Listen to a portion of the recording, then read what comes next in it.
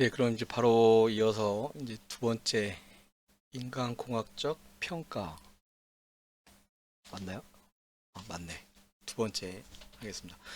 한 시간 넘게 했더니 입안에 뭐가 났네요. 아, 이게 오랜만에 떠들었더니 떠드는 것도 쉽지가 않네요. 근데 지금 하면 꼭 안 하면 또 안 될 것 같아서 대신에 이제 말을 좀 줄이고 좀 더 빨리빨리 해서 일단 마무리 짓는 게 중요하니까요. 이렇게 하도록 하겠습니다. 인간공학적 평가, 인간의 감각 기능. 한번 볼까요? 인간의 감각은 시각, 청각, 피부 감각, 촉각, 후각, 미각 등으로 이루어져 있으며 외부로부터 제공된 정보 중에서 60%는 시각, 20%는 청각, 나머지 20%는 기타 감각으로 수용이 정보된다. 인간의 이거 얘기하고 갈까요? 아, 또 얘기가 길어지네. 그죠?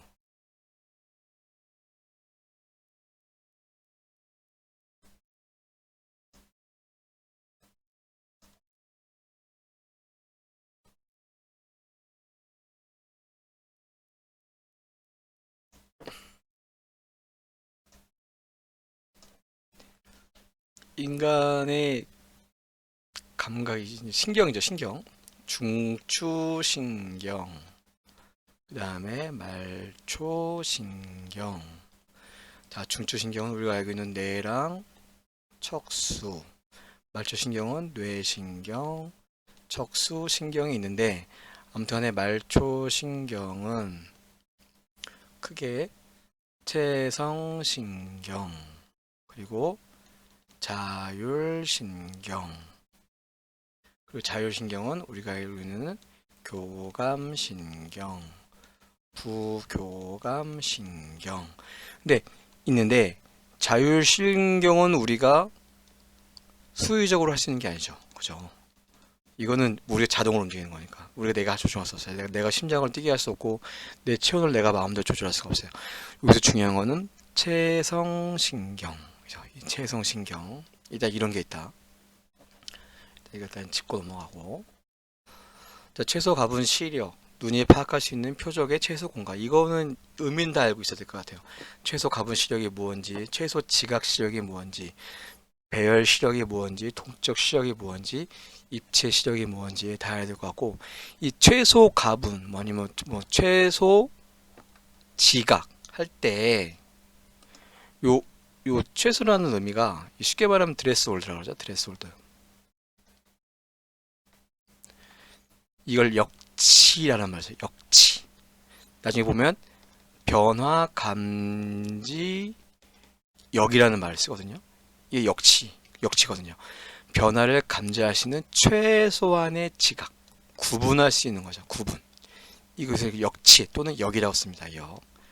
아직 계속 나오는 표현이니까. 근데 최소 가분 시력, 눈이 파악할 수 있는 표적의 최소 공간. 이거 외워두고 있으면 좋겠죠. 가분 시력은 표적의 최소 공간. 최소 지각 시력은 한 점을 분간하는 능력. 최소 지각. 지각한다는 건 결국 분간한다는 거. 배열은 일렬로 서 있는지를 판단하는 거. 동력은 움직이고 있는지를 본다는 거. 입체는 우리가 입체적으로 볼 수 있는 능력이 어떤지를 본다는 거. 뭐 이제 의미를 다 알고 있으면 될 것 같고요. 이제 명수능과 암수능도 시험에 많이 나오죠. 암수능은 어두운 데 수능하는 거죠. 우리가 가장 많이 보는 게 극장에 들어갔을 때 한 몇 분 동안 앞이 안 보이죠. 깜깜하잖아요. 깜깜하죠. 아무것도 안 보이죠. 암수능이죠. 눈에 반응 속도가 상당히 느리다는 거. 이거는 다 알고 있었죠. 암수능 시 동공이 확대되고 간상세포가 작용을 한다. 간상이란 말 자체가 뭐예요? 길다. 기다란 네모다. 긴 네모. 간상. 긴 네모 모양이라는 얘기예요. 긴 네모 모양. 세포가 이렇게 생겼다는 얘기죠. 어두운 곳에서는 원추세포. 원추는 뭐예요? 뿔. 원뿔 모양. 뿔 모양. 얘는 뭐 제 모양이죠. 원추세포의 색의 감지는 불가하고 간상세포에 의해서만 보게 된다. 어두운 곳에서는 간상세포가 활동을 한다. 주로 활동을 한다는 거. 그리고 밝은 데서는 원추세포가 작동을 한다는 거. 그냥 보면 다 알 수 있는 내용들이니까. 자, 원추 세포는 콘, 밝은 빛을 감지하는 원뿔 모양의 세포로 눈에 초점이 모이는 황반은 원추 세포로만 구성이 된다. 밑에 그림이 있네요. 네, 원추 세포. 이 원추처럼 다른 원추보다도 모양이 좀 그렇네요. 아무튼 간에 간성세포는 약한 빛을 감지하는 가늘고 긴 막대 모양의 세포로 비타민 A의 영향을 많이 받는다. 그래서 우리가 먹는 안구, 눈을 위한 그 영양제에 보면 비타민 A 영양이 포함되어 있어요. 예를 들어 루테인을 하면 루테인에 비타민 A 포함 기능이 나는 거죠. 인간의 시시별 능력. 인간의 시시별 능력은 광도, 광속, 조도, 휘도, 반사율, 대비에 따라 달라진다. 이거 뒤에도 나오죠. 노출 시간, 연령, 훈련이나 관역의 이동도 영향을 준다. 훈련을 통해서 얼마든지 또 발전이 가능하겠죠. 이게 시각에 대한 거였네요. 두 번째 청각. 이 청각이 시각은 잘 모르겠는데 이게 처음에 이제 인간공학 저는 이 청각이 시각은 쉬운데 청각은 이해하기가 상당히 힘들죠. 처음에 잘 모르는 사람들, 음향 쪽으로 공부하지 않는 사람이라면 이 청각을 이해하는데 상당히 시간이 들어요. 그래서 이것만 봐도 도대체 이게 무슨 말인지 이해하지 못할 때가 있죠.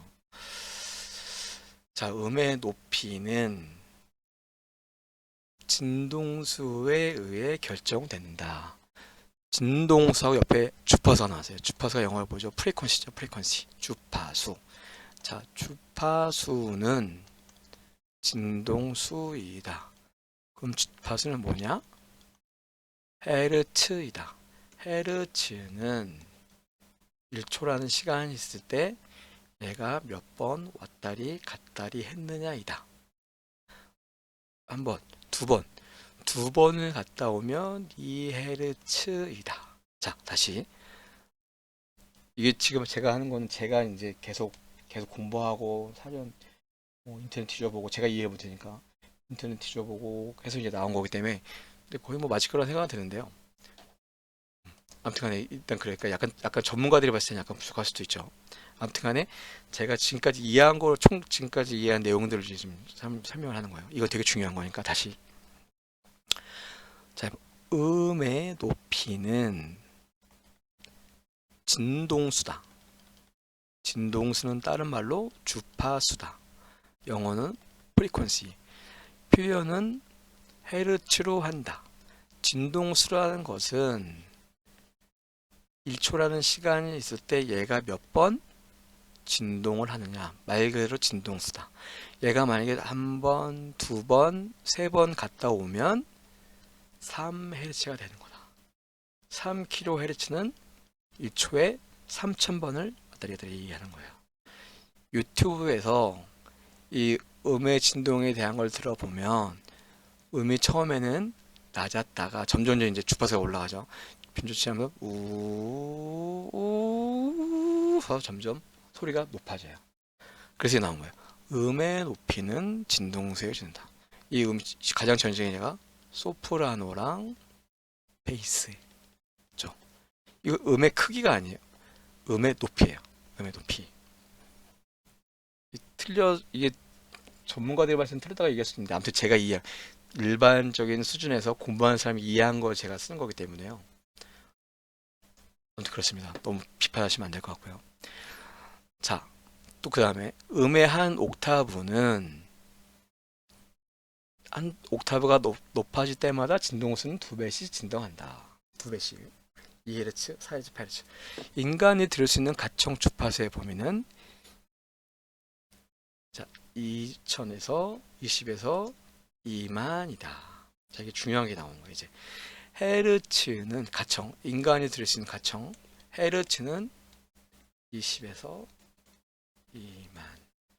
데시벨은 0에서 120 데시벨이다. 여기 보면 데시벨 있죠? 0에서 데시벨이고 헤르츠는 20에서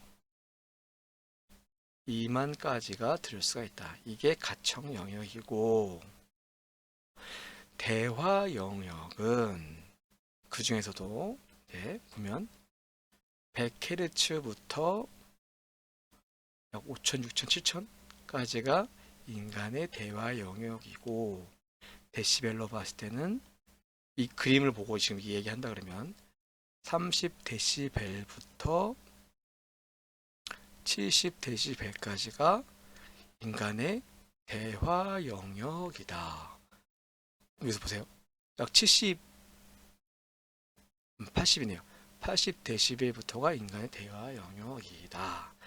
그래서 우리가 말하는 보통 소음이라는 것은 85데시벨 이상이 넘어야 한다. 그때 또 중요한 거 85데시벨을 넘는데 그냥 85데시벨이 아니라 쓸 때는 85데시벨 A라고 해서 A의 특성치를 적용한 값을 의미한다. 어렵죠? 근데 제가 이제 하나 설명을 드리면 제가 이제 이해했던 만큼은 이해할 수 있을 거예요. 요거 지금 되게 중요합니다. 일단 지금 다시 또 처음부터 봐서 다시 자 이제 우리가 듣는 게는 음의 높이가 있고 음의 강도가 있어요. 자 다시 음의 높이는 줄여서 헤르츠로 결정이 되고 음의 강도는 데시벨이다. 자 높이는 헤르츠고 음의 강도는 데시벨이다. 우리 인간이 듣는 인간이 듣는 음은 바로 헤르츠와 데시벨을 영향이다. 헤르츠만이 아니라 데시벨의 값도 같이 참고가 돼서 듣는 게 우리가 듣는 인간이 듣는 음이라는 거예요. 이게 이제 여기까지 이해하시면 돼요. 여기까지 이해하시면 돼요. 데시벨과 헤르츠의 조합이다. 일단 여기까지 하면 되고 일단 나중에 좀 계속 나오니까. 아무튼 인간이 들을 수 있는 가청 주파수 보면 20에서 2만 헤르츠다. 그리고 0에서 120데시벨. 주파수에 따라 들리는 소리의 크기가 달라지며 중음이 가장 크게 들린다. 1000Hz가 중음이 1000Hz를 중음이라 얘기하네요. 자 일단 이렇게 되고 그 다음에 이제 음의 강도 아까 처음에 얘기했죠. 음의 강도는 뭐로 표현된다? 데시벨이다. 얘는 데시벨로 보면 돼요. 데시벨 써면 돼요. 음의 강도는 거리의 제곱에 반비례하여 감소한다. 거리의 제곱에 반비례해서 감소한다. 음의 강도는 제곱 반비례. 거리가 벌어질수록 소리가 당연히 줄여야겠죠. 음의 강도는 편의성 때문에 음압으로만 표현이 된다. 데시벨로 표현된다는 얘기예요. 음의 강도는 음압만으로 측정하고 이를 기준 음압과 비교한다. 소리의 크기는 주파수가 관여하기 때문에 우리가 일반적으로 듣는 소리는 주파수가 관여하기 때문에 물리적 소리의 강도 데시벨과 일치하지 않는다. 아까 얘기했죠. 듣는 거는 데시벨과 헤르츠의 영향이다. 동일한 음압 레벨이라도 동일한 데시벨이라도 주파수에 따라 다른 크기로 들려서 주파수가 높으면 더 크게 들린다. 이게 되게 중요한 의미예요. 이게 관련돼서 이제 나오는 게 이제 데시벨 특성치가 나오는 거예요. 그리고 100,000Hz의 기준 음압과 이거 음압이라 얘기하면 안 되죠. 음압은 데시벨이니까. 1000Hz의 기준 음압과 1000Hz의 이거 잘못 쓴 거예요. 1000Hz 순음과 1000Hz의 순음과 그 다음에 음압과 이걸 뭐라 표현해야 될까요? 일단 이걸들을 보죠. 뭐. 데시벨. 아무튼 1000Hz 기준 음압과 같은 크기로 들리는 음을 레벨화한 것이 등청감 곡선이다. 상당히 중요한 의미가 있어요. 볼중에 그 다음에 있다. 다시 또 보자. 자, 사람의 가청 음압 범위는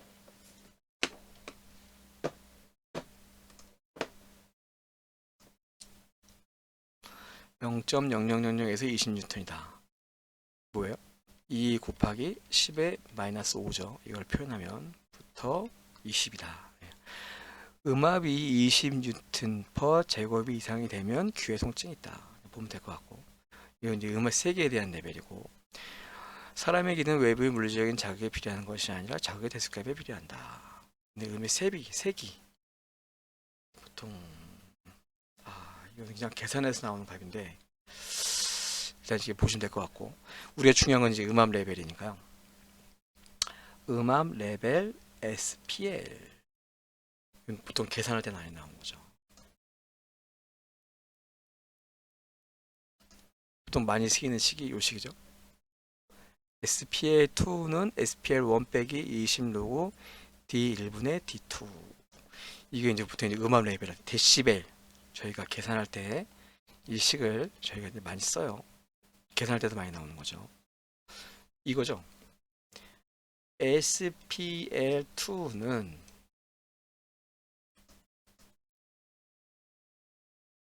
보시면 위에 거 보면 SPL2는 SPL1 빼기 20 로그 D0분의 D1은 SPL1 더하기 20 로그 P0분의 P1이다 라고 볼 수가 있고, 그럼 여기에서 말하는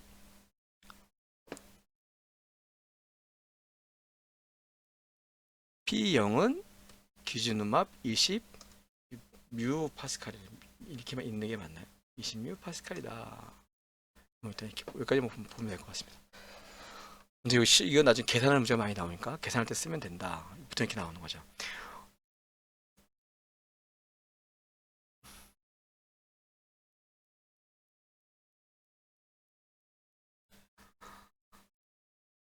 자, 이제 폰과 손. 정상적인 청력을 가진 사람들은 대상으로 음의 크기를 실험한 결과 동일한 크기를 듣기 위해서는 저주파에서는 고주파보다 물리적으로 더 높은 음압 수준을 요구한다. 무슨 말이에요? 저주파에서는 예를 들어서 낮은 헤르츠에서는 더 많은 데시벨이 요구된다는 얘기예요. 자, 이 관련해서 이제 지금 이제 중요한 걸 볼게요. 자, 예를 들어서 1000Hz에서의 음압 수준을 기준으로 해서 등간 곳을 나타내는 단위를 폰이라 한다. 즉 폰이란 특정과 같은 음으로 들리는 1000Hz 수음의 음압 수준을 의미하며 그 외의 주파수는 등청간 곡선을 따고 보여진다. 자, 이제 중요한 거 볼게요. 제가 이제 이해한 걸 지금 하는 거예요. 1000Hz에서 자 40dB, 이 1000Hz를 우리가 순음이라는 얘기는 뭐냐면 하나의 음이라는 얘기예요. 삐 소리처럼 1000Hz도 순음이고 2000Hz도 순음이겠죠, 그죠? 왜냐면 음이 똑같으니까 삐 소리가 나니까. 그러니까 여기서는 그냥 이 순음이라는 게 꼭 1000Hz만 의미하는 건 아니라는 얘기예요. 그냥 하나의 삐 소리가 나면 하나의 소리면 그거 다 순음이에요. 다시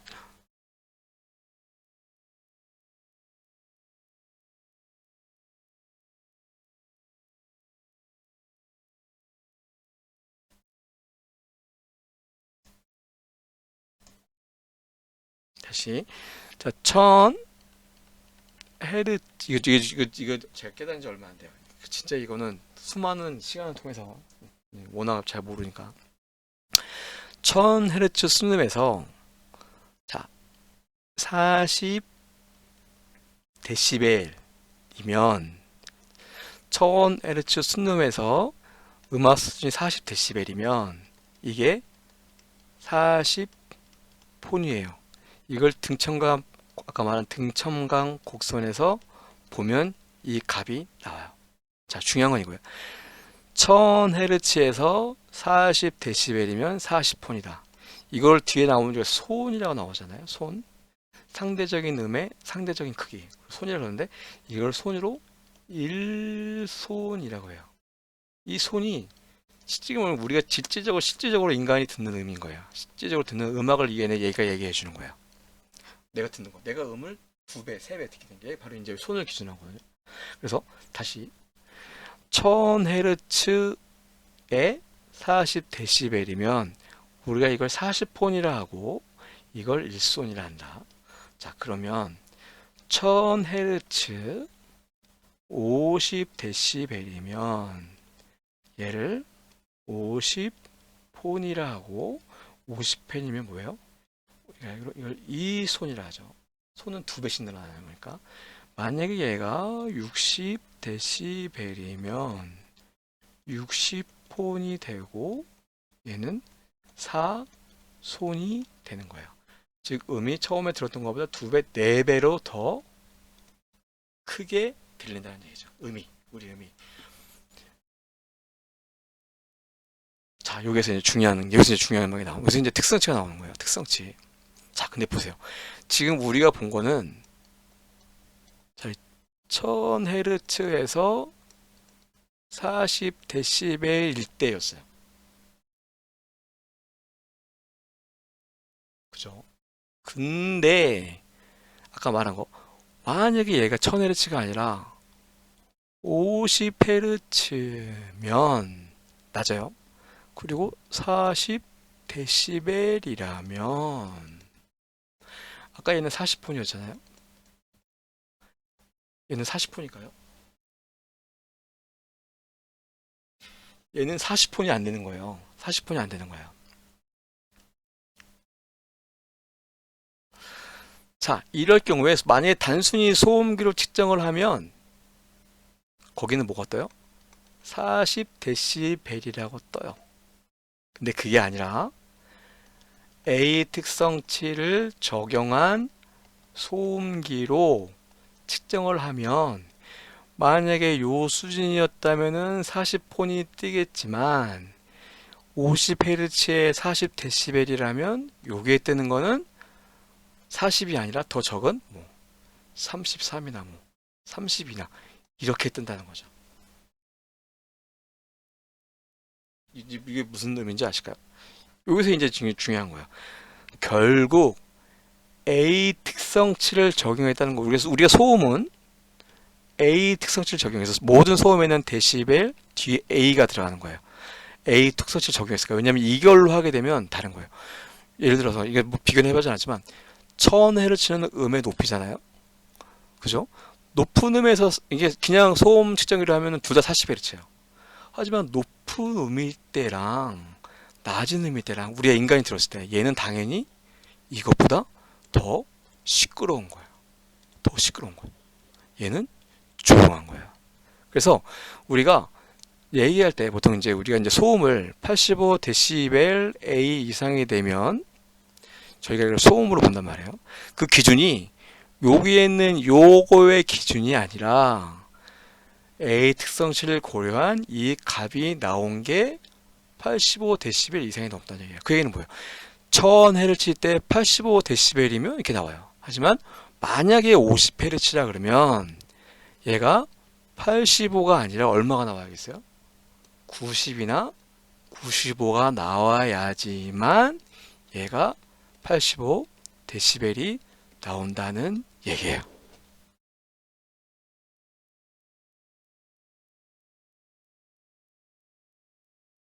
이게 이제 제가 이제 하면서 공부하면서 이제 나름대로 깨달은 거고 이게 깨달은 게 맞냐 말하면 솔직히 뭐 잘 모르겠죠. 하지만 제가 봤을 때는 맞는 것 같고 아무튼 이렇게 해서 이제 적용이 되니까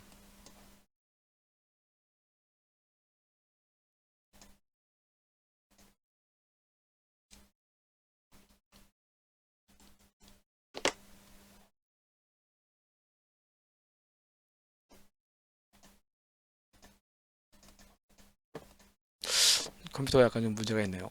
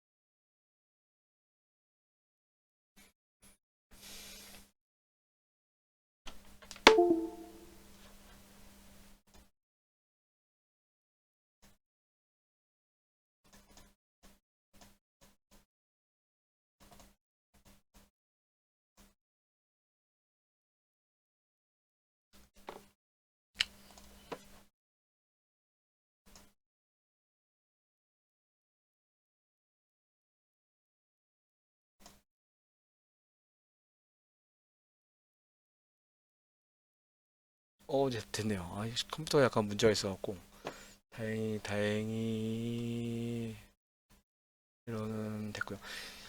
이제 이게 제가 이제 여기까지 제가 이제 이해를 한 내용이 이제 여기까지인 거죠. 저는 이게 처음에 이제 이걸 잘 청력에 대해서 잘 모르시는 분은 여기까지 이해하는데 상당히 시간이 많이 걸릴 거고 고생을 많이 하죠. 이게 힘들더라고요. 근데 그렇습니다. 그래서 이 특성치 A라는 게 결국은 1000Hz를 기준으로 해서 맞춰버린 거예요. 그래서 특성치 A에 보면 1000Hz를 뭐 보정했다는 그런 얘기가 나와요. 근데 처음에는 무슨 말인지 모르거든요. 근데 이렇게 보다 보니까 그게 이제 이런 의미더라고요. 다양한 헤르츠에서의 소음이 있는데 이 소음들을 예를 들어 50dB일 때 50Hz일 때 40dB, 1000Hz 때 40dB이 있는데 이거를 그대로 소음으로 두게 되면 얘는 소음이가 똑같은 40dB지만 얘는 40폰이 나오지만 얘는 40폰이 안 나오거든요. 그러니까 이거 50Hz 때의 그 소음을 1000Hz 기준으로 바꿔주는 거예요. 그때 나오는 게 이제 아까 말한 데시벨 A 특성치가 적용된 거란 얘기죠.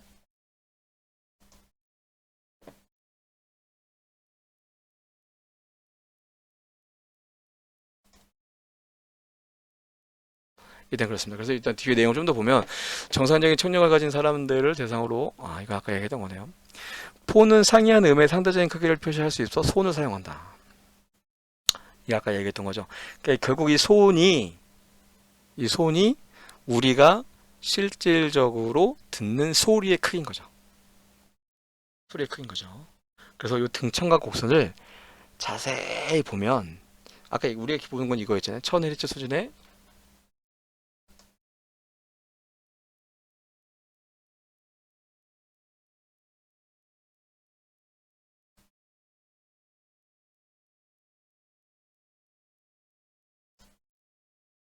1000Hz 수준의 40dB 요거였잖아요. 요거.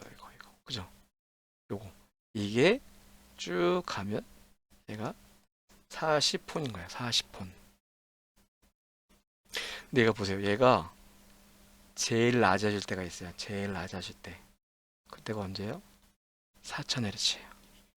이게 뭐냐면 이게 중음역이잖아요. 이 4000Hz가 가장 인간한테 민감한 영역이다. 그 얘기는 다른 말로 하면 뭐냐?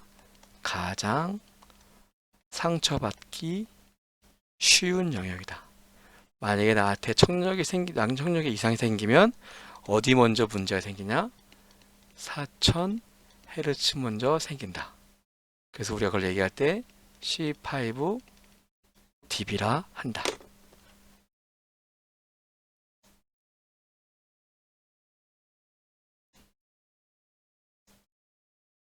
그거 자 이제 다시 또 넘어가서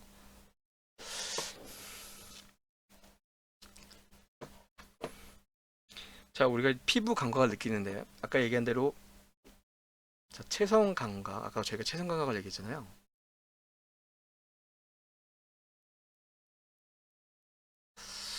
약간 좀 문제가 있는 것 같아서 자 체성 감각을 했을 때 체성 감각은 체 체성 감각은 크게 둘로 나뉘는 거예요. 피부 감각, 그 다음에 심부 감각. 피부 감각은 우리 피부를 통해서 들어오는 감각.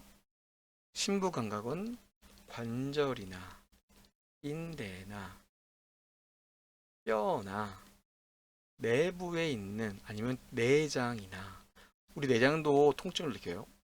그걸 우리가 언제 할 수 있어요? 배 아플 때, 설사할 때, 소화, 배가 부를 때 우리가 그걸 둔통이라고 하잖아요. 둔한 감각.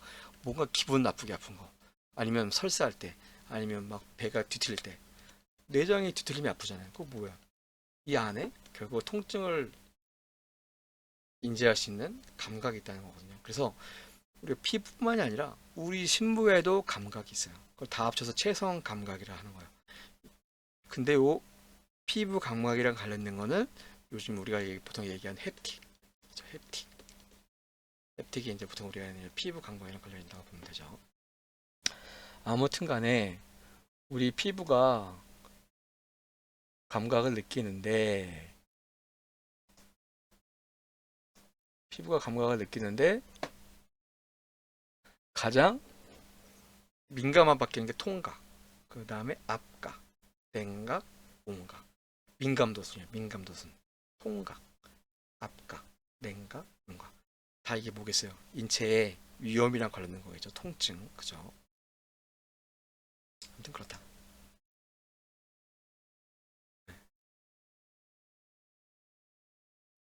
있습니다. 피부 감성이 제일 높은 것은 통각, 앞각, 총각, 냉각, 온각. 이제 보면 될 것 같고. 근데 이거 이제 후각에 대한 특징이 있죠. 후각은 민감도의 차이가 있고 특정 냄새에 대한 절대적 식별력은 떨어지나 상대적 식별 능력은 우선. 절대적 이거 옛날에 필기에 많이 나왔죠. 절대적 신변 능력은 떨어지나 상대적 식별 능력은 우수하다. 훈련을 통해서 60종까지 식별이 가능하다. 그러니까 훈련을 통해서 이거를 개발시켰다는 얘기예요. 이 반응 효과랑도 관련이 있는데 그건 얘기하지 말고 아무튼 간에 가장 예민하고 또 쉽게 필요해지기 쉽다. 그 점 전달 경로 보시면 될 것 같고 자 촉각 표시 장치 그냥 보면 될 것 같고 자 인체의 구성 요소 이게 쉽게 얘기하면 이제 해부학이랑 관련되는 거죠.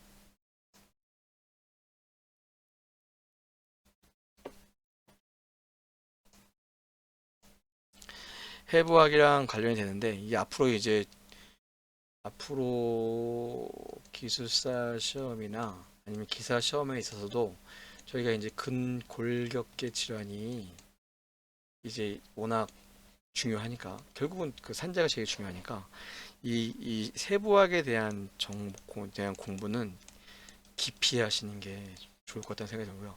나중에 아직까지는 우리가 이제 중대재해에 뇌 심혈관계는 포함이 안 돼 있어요. 하지만 장기적으로 봤을 때는 뇌 심혈관과도 포함될 확률이 있기 때문에 이쪽으로 공부가 필요하다는 얘기죠. 그래서 아까 전에 처음에 얘기했던 의학이 인간공학에 있어서 상당히 중요한 위치를 차지하게 될 것이다. 라고 그때 처음에 얘기를 했던 거죠. 자, 인체는 골격계, 근육계 합쳐서 골격근계라고도 하고 신경계, 호흡계, 순환계, 소화계로 구성이 된다. 될 것 같고 자, 골격계의 역할 뭐예요? 뼈의 역할 뼈는 내부 장기를 보호하고 신체를 지지하며 이거 다 외우셔야 돼요. 그죠? 다 외워야 되죠. 칼슘 저장 및 조혈 기능을 한다. 조혈 기능은 골수가 하는 거죠. 보면 되고 골질, 연골막, 골말, 골막, 골수.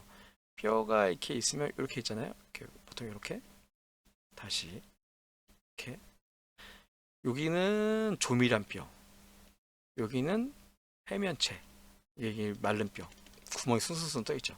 그리고 여기에는 뭐가 있어요? 이제 이게 인대라고 해가지고 골질이죠. 골질. 아 연골이죠. 연골이 있었고 그리고 여기에는 뭐예요? 골막. 골 둘러싸인 골막이 있는 거죠. 기본적으로 봤을 때. 그리고 인대는 뼈와 아까 뼈와 뼈를 연결하고 뼈가 이렇게 있고 이쪽에 이렇게 뼈가 있으면 여기를 인대가 둘러싸여 있는 거예요. 하고 힘줄은 뼈와 근육을 연결한다. 뼈가 있고 얘가 손목 뼈가 있으면 요 사이에 이렇게 근육이 있잖아요. 이두박근. 얘가 여기 연결되고 이렇게 연결돼요. 요게 힘줄인 거예요. 척추는 목을 지탱하는 경추 7개. 다 이거 암기하셔야 되는 거예요. 흉추 12개, 요추 5개, 그리고 천추와 미추를 합쳐서 천추 합쳐서 25개다. 원래는 16개인데 26개인데 얘가 성인이 되면 하나로 합쳐지는 거예요. 그래서 어디는 26개라 얘기하고 어느 25개라 얘기해요. 하지만 이제 25개를 보는 게 많죠. 어차피 얘가 나중에 한 개로 합쳐지니까. 그 다음에 이제 나오는 거.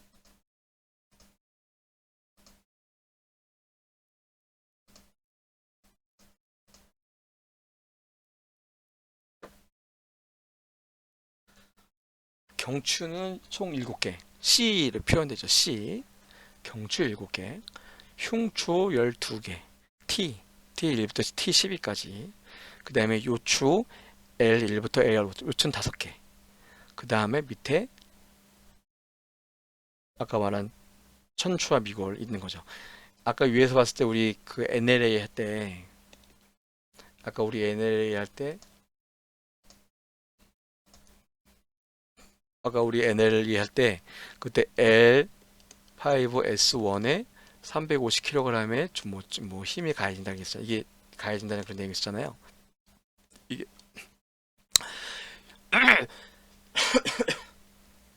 요추 맨 마지막. 요추 맨 마지막에 있는 거 이게 L5. 그 다음에 그 앞에 있는 거 L4.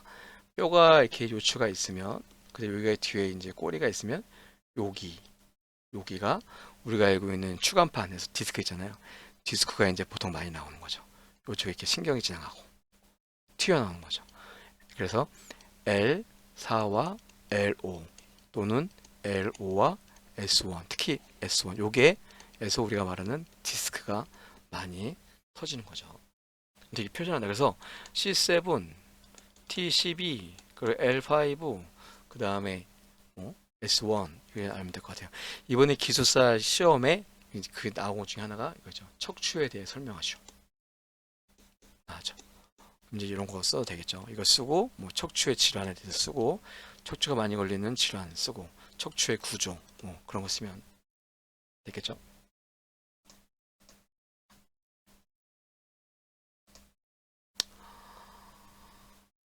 아무튼 그렇고 중요하고 그러니까 이제 봤을 때 제가 봤을 때 중요한 게 어차피 근골격이니까 우리가 이제 그 공부를 할 때 근육에 대해서 공부를 좀 더 하고요. 뼈에 대해서 공부를 하고 일단 아직까지 요 두 개에 대해서는 좀 더 심도 있게 고민해야 될 것 같고 근데 지금 현재 나와 있는 책들이 요 두 개를 심도 있게 다루지 않고 있거든요. 간단히만 다루고 있는데 요 두 개는 심도 있게 가져야 될 필요성이 있다. 얘기였고요. 다음에 근육계. 근육계통은 뼈에 부착된 골격근. 종류가 세 개가 있죠. 골격근. 그 다음에 내장이나 혈관에 부착된 평활근. 평활근은 민문혈근이다. 심장에만 있는 심장근으로 구성이 된다. 뭐예요? 근육의 종류. 근육의 종류는 세 가지가 있다는 거죠. 골격근, 그 다음에 평활근, 심장근. 심장근은 가로에 무늬가 있다. 가로 무늬근. 평활근은 민무늬근. 무늬가 없다. 그리고 다른 말로 하면 내장근이다. 우리 내장은 다 되겠다. 그리고 골격근 제일 중요한 건 이제 골격근이 되겠죠. 근데 종류가 세 개다. 그리고 이 중에서 근육 일단 이거 다 읽어볼게요. 근육은 대뇌 통제를 받아 자의적으로 움직이는 수의근과 여기 써있네. 이번에 기사 시험이 나죠. 근육은 대뇌의 통제를 받아 자의적으로 움직이는 수의근과 이 수의라는 거 뜻대로 내 마음대로 움직인다는 거예요. 내 마음대로 내가 마음대로 내 근육은 내 마음대로 움직일 수 있잖아요. 수의근 수의적으로 이렇게 보통 얘기해요. 수의적으로. 그 다음에 심장근이나 내장근은 대뇌의 통제를 받지 않고 수의적으로 자율적으로 있는 불수의근에 나뉜다. 내가 통제할 수 있는 게 아니에요. 심장은 내가 통제할 수 있는 게 아니죠. 그리고 골격근은 수의근이고 평활근과 심장근은 불수의근이다. 근육근은 색상에 따라서 백근과 적근으로 나뉜다. 백근은 단시간에 강한 수축을 하여 속근이라고도 하며 이걸 FT라고 해요. 패스트 트위치.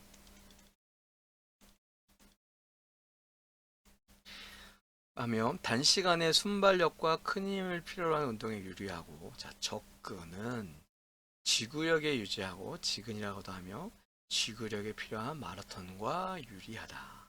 적근은 자 그럼 적근은 뭐예요? 백근은 다른 여기 써있는 대로 치면 백근은 하얀 근 하얀 근이죠. 적근은 붉은 근 빨간색 근이에요. 왜 빨간가? 그 안에 미오글로빈이라는 것이 들어있다. 단백질인데 얘가 있어서 빨갛게 보인다. 우리가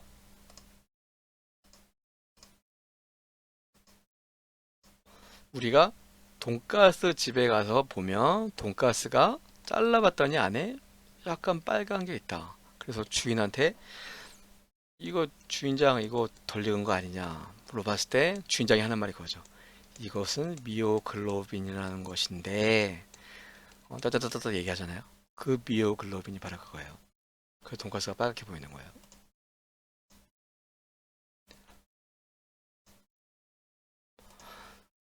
아무튼 그렇다. 그리고 또 하나 예를 들 수 있다면 참치가 있고 광어가 있다. 참치는 빨간색이다. 광어는 흰색이다. 우리가 먹을 때 참치가 왜 빨갛겠냐? 심해해서 유유히 돌아다니니까 색이 빨간 거고, 광어는 근해에서 딴 애들 눈치 보고 언제 잡힐지 모르니까 잽싸게 돌아다니라 색깔이 흰색인 거다. 그죠? 딱 제일 좋은 예가 될 수 있겠죠. 자, 아무튼 간에 그렇고, 근수축 이론. 근활주설이라고도 한다. 액틴 섬유가 묘지 섬유 사이로 들어가서 근육의 수축이 이루어진다. 뒤에 또 뭐가 있나 볼까요?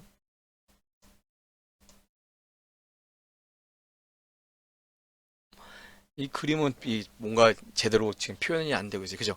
원래대로 하면 이게 짧아졌기 때문에 얘가 안쪽으로 들어가죠. 요게 안쪽으로 들어가서 요게 안쪽으로 들어가고 이게 안쪽으로 들어가고. 그래서 원래 그림대로 치자면 안쪽으로 들어갔으니까 이 Z선이 여기까지 와야죠. Z선이 여기까지 와야죠. 붙었으니까. 얘가 이 부분이 축소했으니까. 그리고 얘도 축소했으니까. 자, 얘는 여기서 여기까지 이 미오신의 거리 얘가 A 그리고 요 사이에 비어있는 부분 이게 H. 이게 왜 처음에 A기 힘들어요. 근데 보세요. A를 약간 벌리면 H가 돼요. 그죠? 이거 외우는 방법이 이 처음에 외우기 힘드니까 A를 약간 벌리면 H가 돼요. 그죠? 이제 외우라는 거예요. 이렇게 해서 그리고 가운데 있는 요 빈부분 액틴만 있는 부분 이게 I 되고 액틴의 가운데를 지나가는 게 Z선이다. 자, 근육을 수축하게 되면 그래서 어떻게 되겠어요? I대가 사라지고 H대도 사라지는 거야. 그죠? 자, 한번 볼까요? 밑에 설명을 한번 볼까요? 설명 어떻게 하고 있는지. I대 근 수축이 짧아지는 그죠? 짧아지죠. 당연히 짧아지는 거예요. A대 미오신과 액틴이 겹치는 건 엄밀히 말하면 이게 지금 설명이 잘못된 거죠. 엄밀히 말하면 H대는 요거는 H대는 뭐 요거잖아요. H대잖아요. 겹치는 건 아니지. 여기는 안 겹치잖아요. 이 부분은 안 겹치죠. 그죠? 엄밀히 말하면 A대는 뭐예요? 미오신의 길이죠. 미오신의 길이로. 그다음 설명이 이렇게 돼 있어요. 답을 나오게 되면 어떻게 쓸지 모르겠지만 아무튼 간에 엄밀히 말하면 틀린 거예요. H대 아까 말한 요 부분 A를 벌리면 H가 된다. 거. 여기는 누가 봐도 얘는 얘는 Z선다. 아무튼 설명이 그렇다. 이렇게 보면 될 것 같다. 자, 이제 신경계. 신경계는 내가 뇌에서 명령을 내리고 전달하는 중추신경계와 입출력을 담당하는 말초신경계로 구분한다. 말초신경계는 여기는 또 구심성이라는 말도 써요. 구심성 신경계, 원심성 신경계. 구심이라는 건 구심력처럼 뇌로 향하는 거. 구심성 신경계. 원심성 신경계는 뇌에서 멀어지는 거. 원심성 신경계라는 말도 있어요. 자, 이거 다시 아까 썼던 것지만 다시 쓰자 보면 자, 신경은 중추신경계가 있고 예전에 썼죠. 말초신경계가 있다. 말초신경은 채성신경계가 있고 그 다음에 자율신경계가 있다. 자율은 자율이기 때문에 우리가 수의적으로 어떻게 할 수 있는 게 아니다. 뭐로 쳐야 돼요? 약으로 하죠. 약으로. 교감신경계가 있고 그 다음에 교감신경계가 있다. 교감신경계와 부교감신경계 다 자율신경계. 우리가 어떻게 할 수가 없어요. 그 다음에 체성신경계는 여기 나와 있지 않지만 피부 감각, 이거는 신경계 종류가 아니에요. 피부 감각이 있고 이거는 심부 감각이 있다. 아까 위에서 했죠. 근데 중추신경계는 아까 얘기했던 뇌하고 척수죠. 근데 이거 맞춰서 막 구별되는 게 아니잖아요. 얘에서 너무한 거예요. 얘는 뇌신경이 있고 척추신경이 있는 거야. 척수신경이 있는 거야. 이게 이제 구별된다고 보면 되겠죠.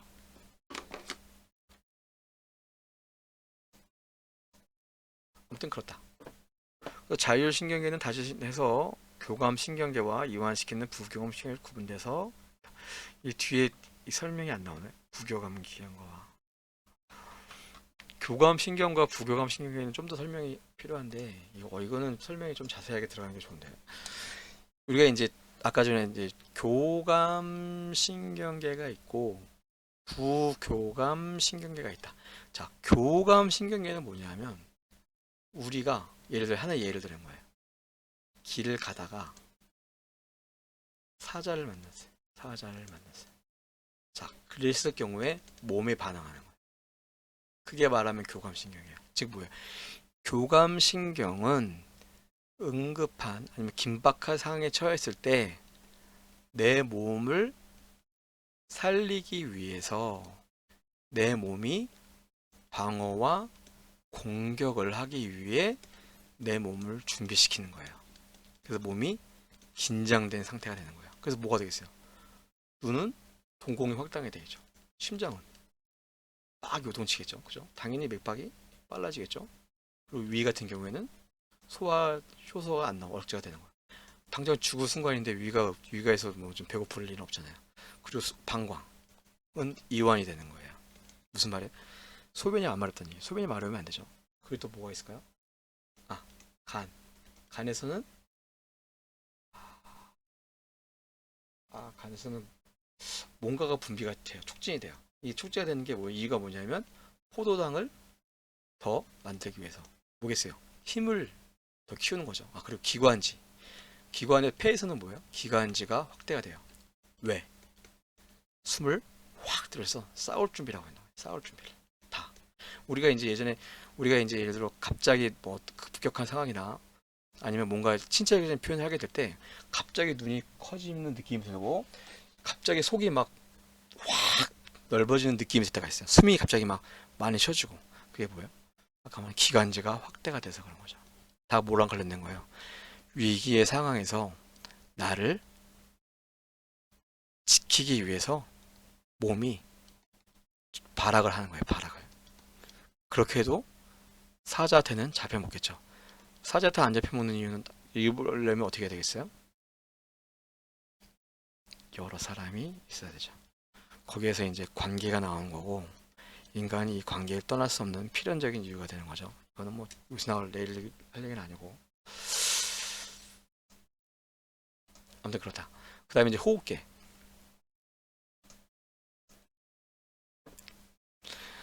허파에서 공기와 혈액 사이에 이루어지는 외호흡이 있고 허파호흡이 있고 혈액과 조직 사이에 이루어지는 내호흡이 있다. 허파에서 공기와 혈액 사이에 주고받는 게 있죠. 우리가 숨을 쉬게 되면요. 자, 상기도가 있고 하기도가 있다. 하기도에는 기관지, 폐에 들어있는 기관지, 세기관지, 허파 이게 다 꽈리 같은 거죠. 여기 허파라 쓰면 안 되는 거 아닌가요? 이미 이게 다 신장인데 왜 허파라 쓰죠? 말이 안 되는데 이미 자체가 이미 허파 안에 들어가 있는 건데 꽈리 같은 것들이 이제 뭐 꽈리라고 보통 얘기하죠. 다 포함이 되어 있는 거죠. 아무튼 이게 하기도다. 얘는 상기도다. 보면 될 것 같고 순환계 얘는 피순환이죠. 자, 소순환 폐에서 이산화탄소를 내보내고 산소를 받아들이는 거다. 폐에서 이산화탄소를 내보내고 산소를 받아들이는 거.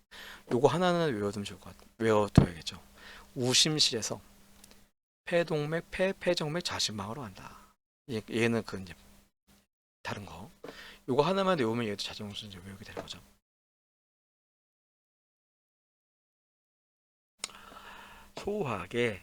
소화계는 크게 이제 많이 다루고 있지는 않죠. 우리가 많이 다루는 게 이제 아까 말한 예수 솔직히 뭐 그렇게 많이 다루지는 않고 신경계랑 그다음에 근육, 뼈가 우리한테는 중요하죠. 근데 앞으로는 다 중요해진다는 얘기죠. 자, 대사. 대사의 의미는 이제 반드시 알고 있어야 되고, 대사란 생물이 생명을 유지하기 위한 화학 반응이다. 이 말이 뭐겠어요? 인간은 화학적인 존재라는 얘기죠. 인간은 화학적인 존재. 인간은 전기적인 존재이기도 하고 인간은 화학적인 존재. 인간의 세포가 결국은 전하라든가 전자기에 의해서 움직이잖아요. 자기라든가 플러스 마이너스를 통해서 분극과 뭐 탈분극 상태에서 막 세포가 왔다리 갔다 하잖아요. 그 얘기를 좀 더 크게 보면 인간은 결국은 전기적인 존재라는 기계라는 얘기죠. 아무튼 그렇다는 거. 아무튼 화학 반응으로 음식물을 섭취해 인체에 필요한 물질을 합성하는 동화작용과 단백질 지방을 분해하는 이화작용이 있다. 대사는 크게 둘로 나뉜다. 여기서 말하는 거. 이건 중요한 거니까. 동화작용과 이화작용이다. 우리가 음식을 먹으면 어떤 건 소화가 되잖아요. 그래서 어떤 거는 소화가 돼서 에너지원이 되기도 하고요. 어떤 것들은 이 모든 영향을 해서 우리의 근육이라든가 뼈를 만들고 피를 만들고 인대를 만들고 우리 몸에 있는 내장들 이 모든 걸 다 만드는 작업을 하죠.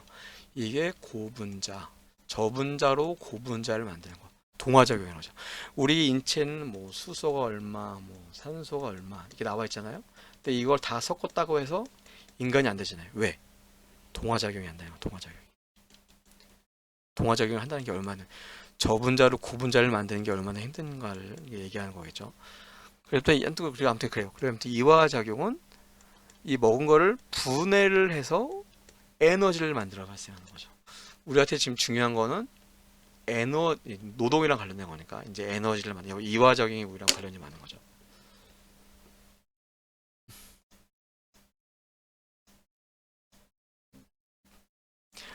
자, 근육을 성취하면 탄수화물은 분해되어 포도당이 되어 에너지원으로 사용되고 남은 포도당은 근이나 근육에 축적되어 당원이 된다. 글리코겐. 아까 위에서 간에서 추출하는 게 글리코겐. 포도당이 분해되면 에너지 공급원이 ATP가 만들어지고 ATP는 에너지를 방출하면 ADP가 전환되고 ADP는 다시 ATP로 재합성된다. 당원은 포도당이 고갈되면 자신을 개방하여 췌장에서 분비하는 인슐린의 도움으로 포도당이 된다.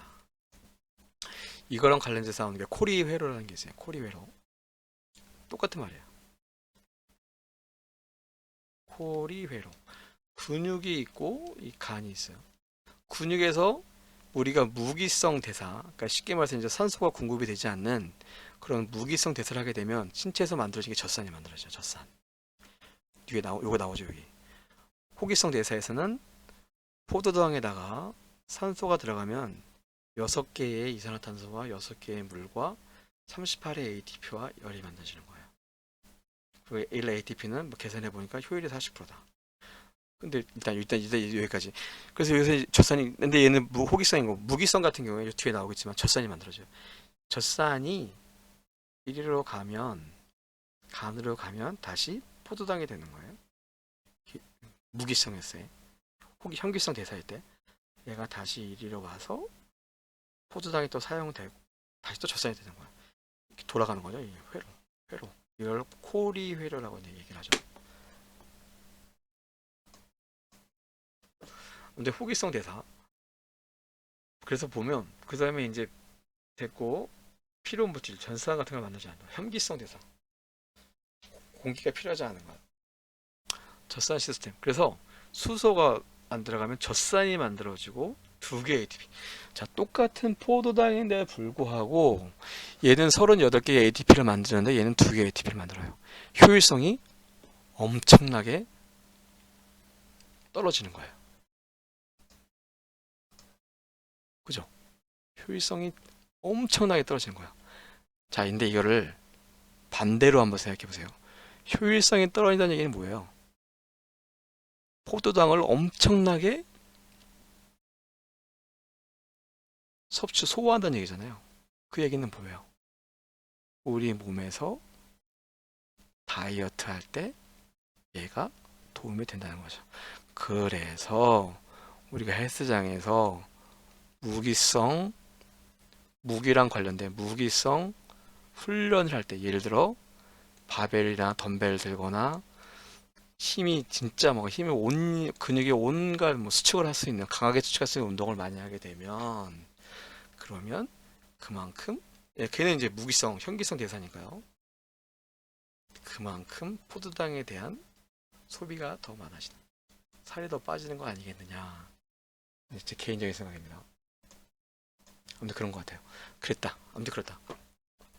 자, 젖산의 축적. 격렬한 활동 시 활동이 필요한 산소량보다 부족하면 산소가 필요로 하지 않은 현기성 과정이 만들어진다. 그래서 약간 나오는 게 산소 부채라는 말이 여기서 나오는 거잖아요. 내용을 보면 될 것 같고, 코리아에 밑에 써 있네요. 자, 산소 부채. 1리터의 산소가 소비될 때 5kcal의 에너지가 방출된다. 요거는 중요해요. 나중에 식을 구할 수가 있기 때문에 1리터의 산소가 소비될 때 5kcal의 에너지가 방출이 된다. 그리고 활동량이 증가하면 산소 소비량도 선형적으로 증가한다. 선형적이란 말은 이렇게 나온다는 얘기예요. 얘는 로그적, 얘는 선형적. 로그적은 다른 말로 하면 대수적이다. 로그와 대수는 이렇게, 그리고 선형은 이렇게 값이 정해져 있어요. 그래서 뭐가 돼요? 플러스나 곱하기나 마이너스가 되는 거예요. 아무튼 간에 활동량이 증가하면 산소 섭취량이 산소 요구량보다 적어지게 되고 이렇게 나오는 거예요. 이건 뭐 읽어보면 다 아는 내용이니까요.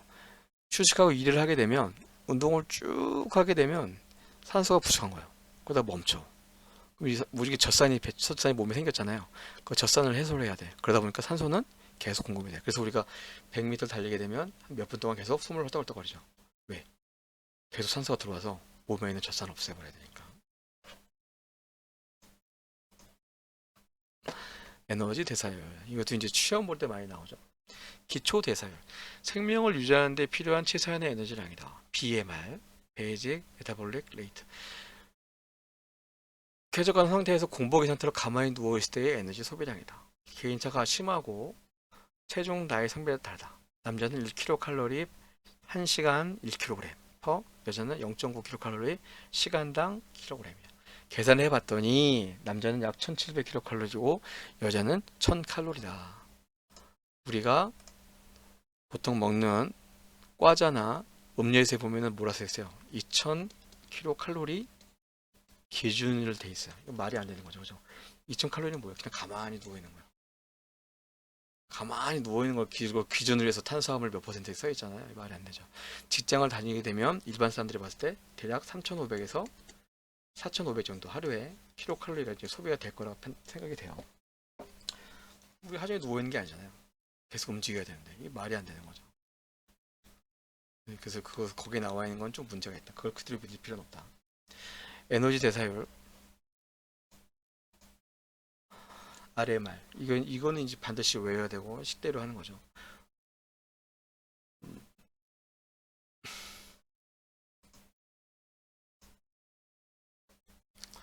RMR은 기초분의 노동시고 노동시는 기초분의 작업시 빼기 안정시다. 안정이 남자는 5, 여자는 3.5이다. 이 작업시를 구해야 되는데 이때 필요한 가격이 일단 이렇게 나오는 값이 만약에 중이면 중이냐 경이냐 이거 뭐 판단한다는 얘기예요. A에 대해서. 이걸 어떻게 구하냐 뒤에 나오겠죠. 원당식. 요걸 통해서 이제 구하는 거죠. 산소 1리터당 5kg의 에너지가 소모가 되고 흡기량은 100이랑 곱하기 이 식이다. 요 식으로 하게 되면 산소 소비량이 나와요. 그래서 산소 소비량 곱하기 5칼로리를 하게 되면 위에 있는 계산식이 나오는 거죠. 이거는 위에 이제 식이 있으니까 하시면 되는 거고.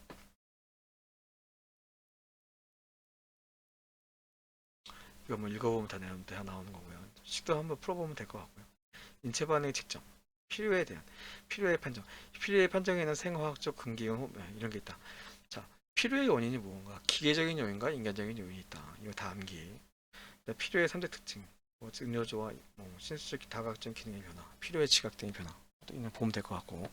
자, 필요의 측정 방법. 이거는 확실히 암기하세요. 요건 확실히 암기하고 얘도 확실히 암기하고. 생리학적인 방법. 생체 신호법. 요 뒤에 나오는 거 요거. 얘기하는 거고. 산소 소비량, 에너지 소비량. 그다음에 인지 역치 측정법. 아까 얘기한 대로 인지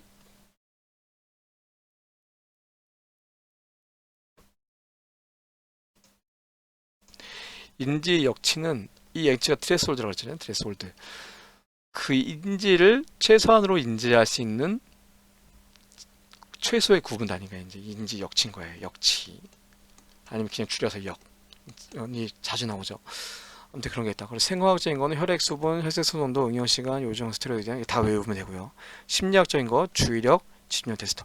여기 보면 플리커피 비법이나 나와요. 근데 이 뒤에 보면 여기도 또 여기 생체 신호 유형법에도 플리커피 있거든요. 이게 둘 다 가능하다는 얘기를 볼 수도 있고. 아무튼 이제 외울 때 이렇게 외우시면 될 것 같고. 주의력 테스트, 집중 테스트, FF. 한 세 개만 써도 되죠. 그죠? 설명할 때. 요거는 무조건 이제 암기해야 된다. 근전도. 다 읽어보면 이해할 수 있는 내용들이다. 다음 이해해야 될 내용들이다. 나사 TLS 마찬가지로 암기해야 된다. 필요에 판단하는 데 있어서의 여러 가지 항목들이 있는 거죠. 이 항목도 정신적인 요구량, 육체적 요구량, 시간적 요구량, 노력, 직무 성취, 다음감 다 암기해야 된다. 그 다음에 생체 역학. 이것도 이제 해부학에 관련된 거죠. 관상면, 몸을 이렇게 나눴을 때, 치상면, 몸을 앞뒤로 나눴을 때, 수평면, 몸을 수평으로 나눴을 때. 자, 외전, 관상면은 외전과 내전이라 한다. 그리고 시상면은 굴곡과 신전이라 한다. 자, 관상면, 사람이 정면에서 보았을 때 신체를 전으로 나누는 거. 팔 옆으로 벌리는 거죠. 그죠? 외전과 내전이 있다. 시상면, 신체를 옆으로 보았을 때 좌우로 양반하는 것이다. 신체의 내측과 외측을 구분하고 두 개의 옆에 봉합선이 화살을 닮았다여 시상면이란다. 시상면의 움직임은 달리를 구부리는 굴곡과 펴는 작업이 신전이다. 수평면은 신체를 구부려 보았을 때 상하로 양분하는 수로 신체를 상부와 하부로 구분한다. 수평면에 움직이는 회내와 엎침과 회외가 있다. 엎침과 덮침. 요 그림은 잘못됐어요. 요 그림은 이게 아니에요. 이게 우리가 이제 그러니까 이제 제가 이제 그 인터넷에서 이제 찾아보면 그 빙이라고 하잖아요. 마이크로소프트의 빙 찾아보면 자 회내와 회외 우리가 이제 몸의 중심면이 있어요.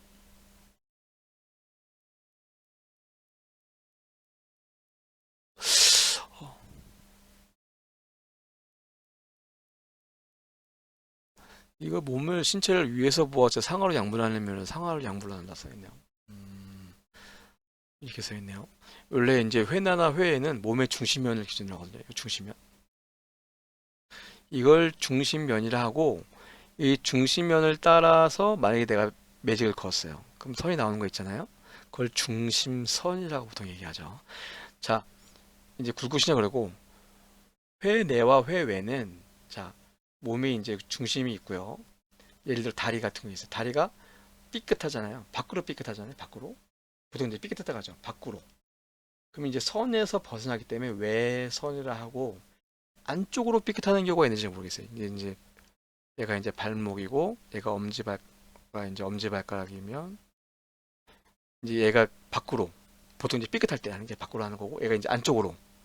그러니까 이제 꾸명이 되는데 얘를 내선, 얘를 외선, 내선이라 하는데 근데 전완에 한해서는 이거를 회내, 회외라 해요.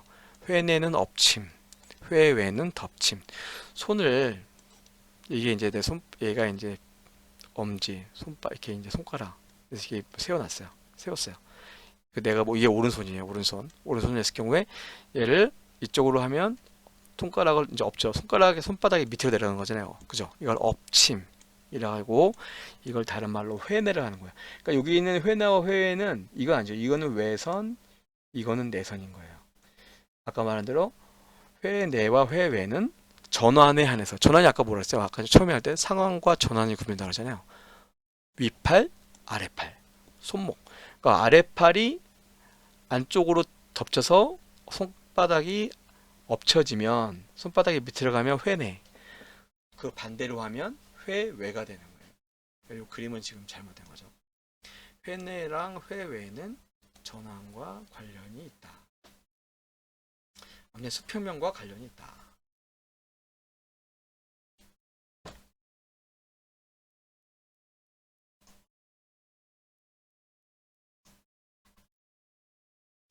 아직도 근데 시간 이게 아직도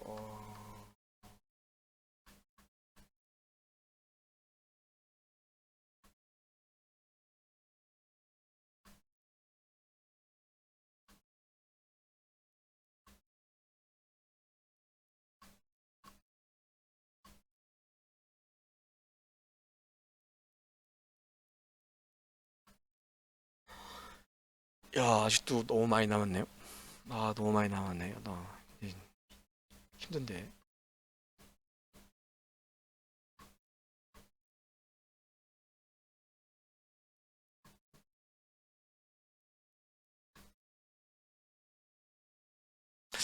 이게 아무튼 그렇다. 일단 뭐 해보죠 뭐. 자, 힘에는 뭔가 모멘트가 있다. 힘은 뭔가 움직이려는 작용. 힘은 움직이려는 작용이고, 모멘트는 회전하려는 작용을 얘기하는 거예요. 그래서 힘이 평형이 되면 움직이는 게 평형에서 안 움직이는 거고, 마찬가지로 모멘트가 평형이 되면 안 움직이는 거예요. 우리가 팔을 접은 상태에서 가만히 있으면 얘는 이제 모멘트가 평형의 상태인 거죠. 자, 힘과 모멘트가 있고, 자, 사람의 중량의 지면을 향하는 힘과 발력. 자, 이거 일단 한번 보시면 될 것 같고요. 자, 밑에 요걸 갖고 이제 설명을 주로 이제 할게요. 이것도 이제 이 사람의 이 질의 원리라는 게 있죠. 질의 원리. 질의 원리는 세 가지가 있어요. 자, 질에는 중요한 게 축이 세 개가 있어요. 하나는 힘, 작용점, 그 다음에 이거 하나가 뭘까요? 축, 그냥 축이라고 하죠. 축. 세 가지가 있어요. 그래서 우리가 이제 시소가 있으면 이게 평형이 되면 이게 안 움직이잖아요. 자, 이걸 축이고요. 하나는 작용점, 하나는 힘인 거예요. 힘. 축의 가운데 있는 게 일지래. 자, 두 번째. 이게 이제 바퀴가 있고요. 이게 짐이에요. 그리고 이거 사람이 서서 이걸 끌고 있어요. 들고 있어요. 자, 이때. 자, 이게 축이고 이 힘이잖아요. 이 작용점. 그리고 사람. 이걸 올리고 있죠. 힘이에요, 힘. 자, 작용점이 가운데 있을 때. 자, 일은 축이 가운데 있을 때. 자, 이 질에는 작용점이 가운데 있을 때. 자, 이제 마지막 삼질에. 이게 삼질이에요. 이 힘이잖아요, 힘. 자, 축이 끝에 있고, 그 다음에 이쪽에서 작용점이 작용을 하고, 그 다음에 가운데에서 힘이 있는 경우. 즉, 힘이 가운데 있는 거. 그게 바로 삼질에. 자, 적용하면, 일질에는 축이 가운데, 이질에는 작용점이 가운데, 작용점이 가운데, 삼질에는 힘이 가운데 있는 거예요. 삼이 있는 게. 얘가 이제 보통 이제 삼질에가 되는 거예요. 그래서 보통 이제 우리가 말하는 이 축이라는 거는 우리가 봤을 때 뼈가 된다고 보시면 돼요. 뼈예요, 뼈. 뼈가 되는 거고, 이 힘은 이제 우리가 갖고 있는 부하, 뭐 중력이 될 수 있겠죠. 그리고 그거를 지탱해주는 힘, 편형이 되는 힘, 이게 힘이 되는 거야. 이게 이제 우리가 말하는 게 근육이잖아요.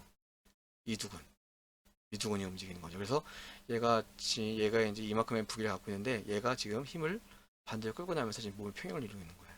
그래서 이걸 만약에 지렛대로 보여주면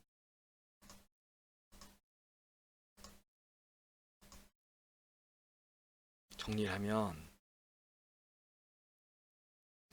얘가 축, 그 다음에 얘가 F, 힘, 그리고 얘가 반대로, 얘는 반대로 넣어야죠. 얘가 작용점이 되는 거야. 그래서 얘가 지금 이제 안 움직이고 있잖아요. 팔이. 얘가 이제 쉽게 말하면 모멘트의 평형을 이루고 있는 거죠. 모멘트의 평형. 그래서 이렇게 있을 경우에 모멘트의 평형일 경우에 답을 어떻게 할 것인가요? 이 식을 구하는 법은 밑에 써 있으니까 그냥 보시면 될 것 같아요. 모멘트의 평형이라든가. 이제 보세요. 보면 이제 이해할 수 있는 부분이니까 보시면 되고, 중요한 거는 이제 우리가 이걸 이해하는 부분, 이게 이제 어떤 원리를 해서 이루어지고 있는가만 보는 거였으니까. 내용 보면 대한 이해하시는 부분이니까 보시면 될 것 같고. 자, 이거 이제 정보 처리 모델. 감각 수용기를 통해서 들어오는 정보는 감각 저장소에 순간적으로 저장되며 이 초의 시각은 뭐다? 지각. 절대 시표과 상대 시표. 절대 시표는 한 신호의 절대 시표를 구분하는 능력이고 상대 시표는 두 신호의 3차 시분 능력이다. 밀레의 매직 넘버 7에 의하면 인간의 절대 시표 능력의 최대한 모수는 7 플러스 2 정도이나 인간의 상대 시표는 무한에 가깝다. 절대 시표는 7 플러스 2다. 즉 5에서부터 9까지라는 얘기죠. 근데 사실 요거는 요즘 뭐 상대적으로 요즘 그거 이거는 그렇게 의미가 없다고 하더라고요. 자, 그리고 웨버의 법칙에 의하면 웨버의 법칙은 뭐냐면 변화 감지력은 기준 자극 크기에 비례한다. 그게 이제 웨버의 법칙이죠.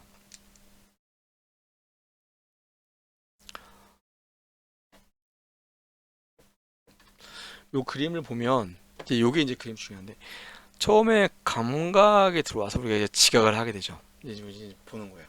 그럼 우리가 이 상태에서 보는 거를 이제 지각을 하게 되면 이 지각은 크게 세 부분을 나누죠. 선택과 조직, 선택, 조직화 해서 되는 거예요. 우리가 보는 거는 많아요. 정말 많은 걸 봐요. 그죠? 우리 눈에 들어오는 거. 근데 이걸 우리가 다 보지 않아요. 이 중에 어떤 한 부분만 선택을 해요. 다 못 보죠. 나머지 다 잊어버리는 거예요. 선택을 한 것만 보는 거예요. 그리고 이 선택한 걸 보고 이걸 또 그냥 보는 게 아니라 이걸 갖고 조직을 해요.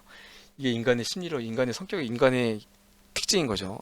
조직을 하는 거예요. 그래서 자신에게 익숙한 걸로 얘를 판단하는 거예요. 예를 들어 우리가 밤하늘의 별바늘을 보면 별자리가 있잖아요.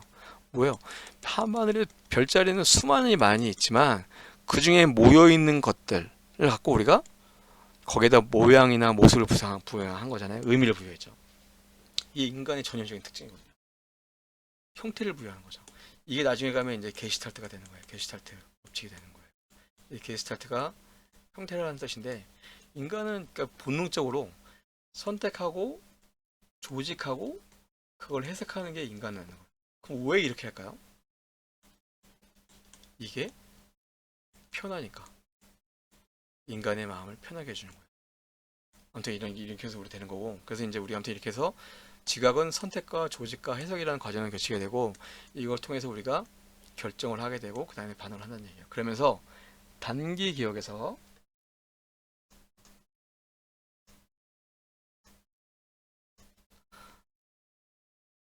이제 단기 기억에서 이 단기 기억이라는 말 대신에 지금은 이게 개선된 게 이제 작업 기억이라는 말이거든요. 지금은 이제 작업 기억이라는 말을 써야 되죠. 작업 기억. 작업 기억이야. 장기 기억에서 인출을 하든지 아니면 단기 기억에서 부호화나 시연을 통해서 장기 기억으로 저장을 시키는 거야. 그러니까 이제 우리가 보는 거 많은 걸 보는데 많은 거 뭐 10초, 20초 막 보잖아요. 근데 이 대부분이 다 보면 한 10초, 20초 다 잊어버리는 거예요. 다만 내가 주위에서 봤던 것들 이게 장기 기억으로 가는 거예요. 그래서 우리가 정말 많은 정보들이 청력이라든가 시력이라든가 당이 안에 들어오는데 근데 그 중에서 들어오는 건 별로 안 돼요. 그러니까 우리가 평범하게 그냥 하루를 살게 되면 그 하루가 나중에 집에 가서 생각해보면 우리가 얼마나 많은 정보가 들어갔겠어요. 하지만 생각나는 게 없는 우리 몸에서 특징적인 게 없으니까 주로 뭐가 생각나요? 특이한 거, 특징적인 것들만 생각이 나는 거. 그것만 장기 기억으로 넘어갔으니까. 그래서 우리는 인간이 되게 이성적인 존재로 우리가 그죠. 이건 이제 인문학적인 건데 인간을 이성적인 존재로 보고 인간이 뭔가 고도의 생각을 하는 존재로 생각하고 있지만 사실 우리의 평범한 모습을 봤을 때 인간은 이성적인 생각을 별로 안 한다. 인간은 대부분 무의식적으로 행동하고 무의식적으로 생각한다. 모든 것들이 다 거의 대부분 루틴화되어 있기 때문에 하는 거예요. 그래서 우리는 생각을 많이 안 해요. 생각보다. 예를 들어서 말하는 우리가 뭐 밥 먹을까? 뭐 어떻게 탈까? 이거는 우리가 보통 얘기하는 이성적인 거랑 얘기를 하지 않고 여기서 말하는 거는 그러니까 우리가 고도의 이성적인 자격, 뭔가 고민하고 생각하고 그런 것인데 그런 걸 평상시에 많이 안 한다는 얘기죠. 인간은 우리가 생각하는 만큼 그렇게 이성적인 존재가 아니라는 얘기죠. 의식적으로 생각을 그러면 의식적으로 생각을 해야 될 거 아니에요. 어떻게 해야 되겠어요? 의식적으로 고민하고 의식적으로 책을 보고 의식적으로 노력을 해야 돼요. 그러지 않으면 우리가 있는 이 뇌가 그냥 머리에 있는 그냥 내 목 위에 있는 그냥 하나의 덩어리일 뿐이죠. 한번 스스로 한번 고민해 보세요. 내가 과연 이성적인 존재인지. 근데 이거는 이제 인문학적인 영역이니까 여기서 다룰 문제는 아니고 아무튼 그렇다. 그래서 절대식별은 뭐냐면 그래서 이제 보통 나눌 때 절대식별은 우리가 이제 감각이 들어오는데 감각이 만약에 한 개, 두 개, 세 개, 네 개, 다섯 개가 들어와요. 그러면은 절대식별은 들어온 거를 얘가 뇌까지 보내요. 그럼 뇌에서 이거를 판단하는 거예요. 시간이 많이 걸리겠죠. 그리고 이제 이걸 하나하나 뇌에서 보내기 때문에 몇 개 못 해요. 하지만 여기서 말하는 상대식별은 여기 들어와 버리면 뇌까지 안 가요. 여기 단기 기억 내에서 지가 커버하고 하는 거야. 이거의 차이점만 해서 여기서 그냥 바로 커버해 버리는 거야. 그러다 보니까 이제 무한대란 말이 나오는 건데, 글쎄 이게 또 그렇게 구별이 쉬운 것 같은 생각은 안 들고요. 아무튼 그렇습니다.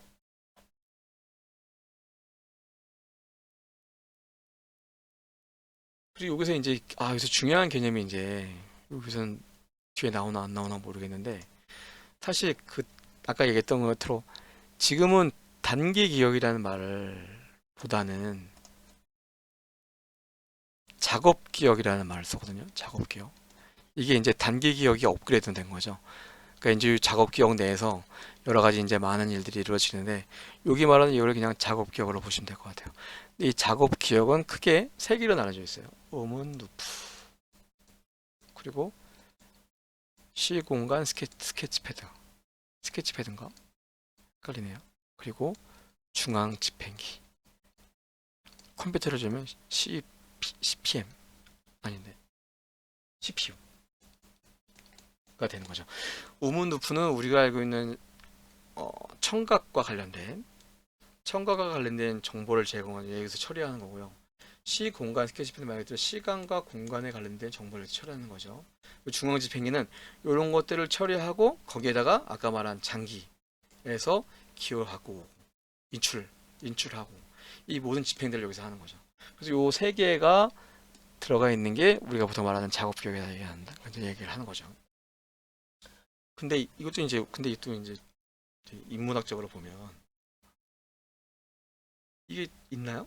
이게 다 추상적인 거죠. 우리가 이제 컴퓨터를 만질 때 뭐 기억 장치, 뭐 처리 장치 이렇게 만들잖아요. 네모 해가지고 그래서 이제 그걸 했는데 이거를 거꾸로 적용해서 지금 인간을 대해서 인간을 이해하려고 하는 거죠. 그죠? 이게라면 그러니까 이거면 인간도 기계적인 존재랑 다를 게 없다는 걸 기본 암시를 하고 있는 거 보면 될 것 같아요. 인간이 갖고 있는 그 기억과 정보와 그 다음에 인간의 뭐 정보 처리라든가 그걸 어떻게 이걸 수식할 수 있고 이걸 어떻게 할 수가 있겠어요? 말이 안 되죠. 다만 이제 간단히 설명하기 위해서 이걸 이제 이렇게 뭐 우문 루프라든가 시공간 스케치패드라든가 뭐 중앙 집행기, CPU 같은 걸 만들어놨지. 이거는 아닌 것 같은 생각이 들더라고요. 아무튼 그렇고요. 이제 힘드네요. 좀 쉬어야겠는데. 자, 이게 이제 웨버비 중요하죠. 웨버의 법칙에 의하면 기준자의 크기에 대한 웨버비가 작을수록 민감하게 분별할 수 있으며 웨버비가 작은 순서는 다음과 같다. 여기 써있네요. 단계 기억. 청각이 필요하다. 우문 루프, 시공간 스케치패드. 그 다음에 또 하나 아까 전에 중앙 집행기. 그 얘는 단계 기억이 아니라 작업 기억. 되는 거예요.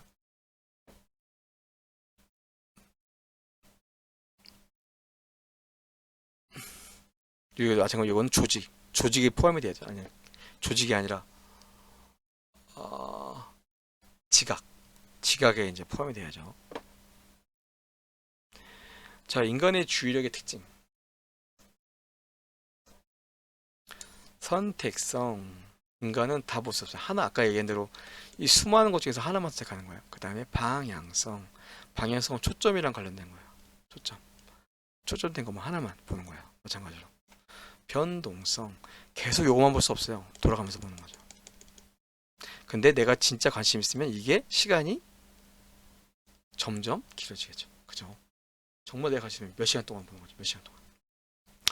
일전 집중 선택인데 이건 솔직히 선택성 안에 포함돼야 돼서 포함해서 선택해야 될 설명해야 될 부분이고요. 부주의력의 특징이 있고요. 그 다음에 예를 들어 이제 부주의에 대한 특징도 있겠죠. 예를 들어 근도 반응, 그 다음에 생략행위, 그 다음에 초조 반응 같은 것들. 이게 이제 부주의에 대한 특성이겠죠. 자, 정보 이론.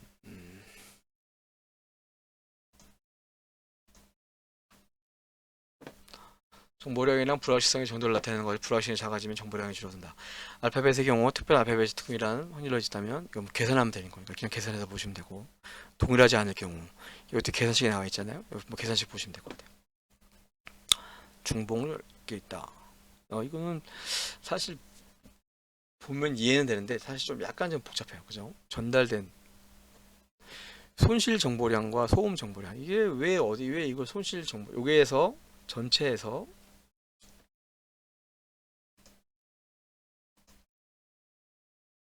이 전체가 결합 정보량이잖아요. 결합 정보량. 얘 교집합은 전달된 정보량. 그리고 여기는 손실 정보량, 얘는 소음 정보량. 왜요? 근데 여기 전체에서 요걸 그러니까 나머지 이 부분을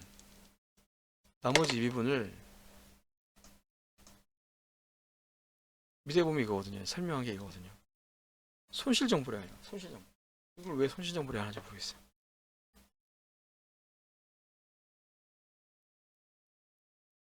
근데 전달된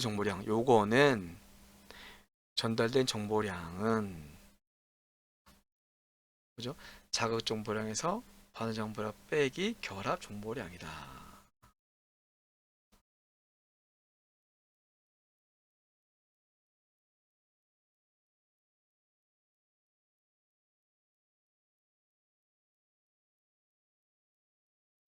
저는 이걸 이해할 때 설명이 참 애매해요. 예를 들어 얘가 1, 2, 3, 4, 5가 있을 때 전달된 정보량 3은 전체의 결합 정보량 1, 2,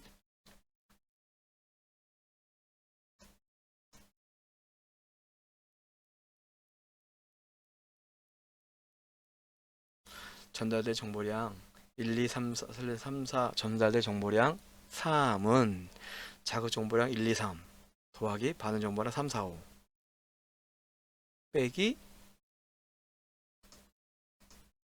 다시 쓸게요.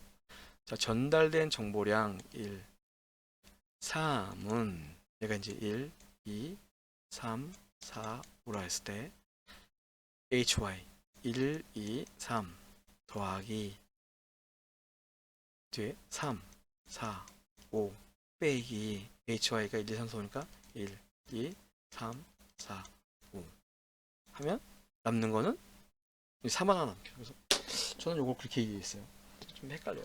네, 저는 헷갈리다. 공부 한번 더 해보시고요. 이건 전혀 이해 못하겠어요. 이게 도대체 뭔 얘기인지 저는 이해 못했어요. 네, 이렇게 나오면 틀리면 된다. 아니면 아시는 분은 아셔서 맞추시면 될 것 같고, 말이 안 돼. 뭔 얘기인지 전혀 관심 별로 풀어보고 싶지도 않고 너무 복잡하잖아요. 풀어보고 싶잖아요. 자, 이거 피치의 법칙과 힉스의 법칙은 상당히 중요하죠. 피치의 법칙은 A 플러스 B 로그 2의 W 떨어진 영역을 클릭하는 데 걸리는 시간이 목표물까지의 거리가 길수록 또는 목표물에 움직이는 방향의 폭이 작을수록 오래 걸린다. 근데 얘는 뭐가 더 중요했어요? 얘는 ED잖아요. 결국은 거리가 더 중요한 역할을 한다는 얘기죠.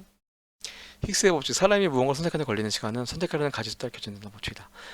A 플러스 B 로고, 얘가 이제 보통 선택지의 수에 따라 선형적으로 증가하는 것이 아니라 로그로 증가한다. 이거는 좀 볼 필요성이 있죠. 아까 얘기했죠. 선형적은 이거, 로그는 요거.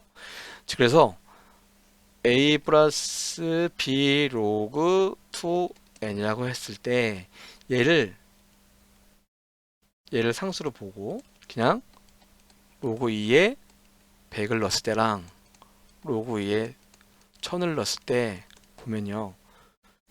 얘가 약 7, 얘가 약 9천 나와요.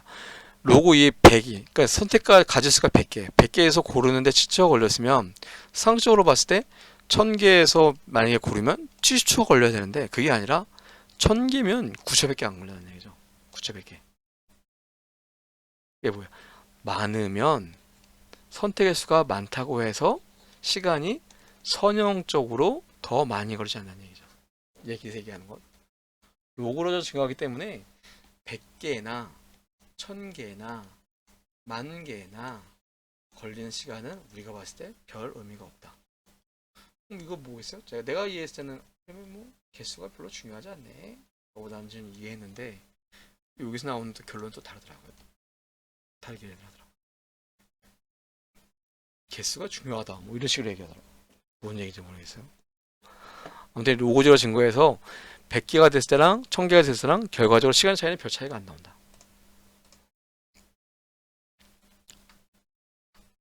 이게 힉스의 법칙이에요.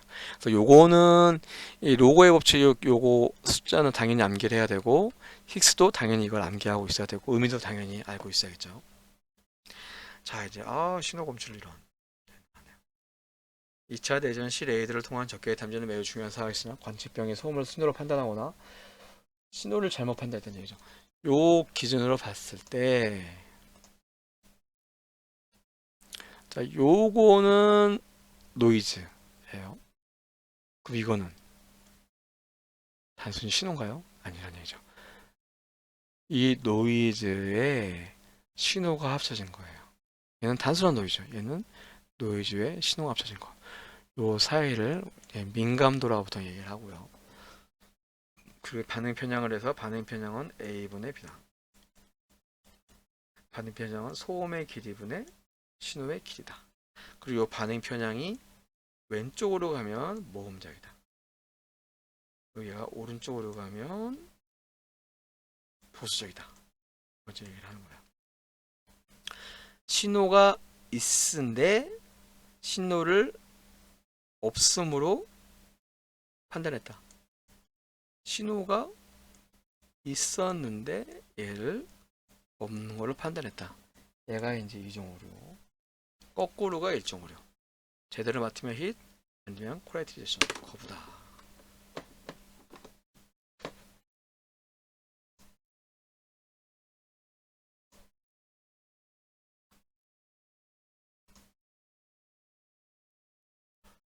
민감도.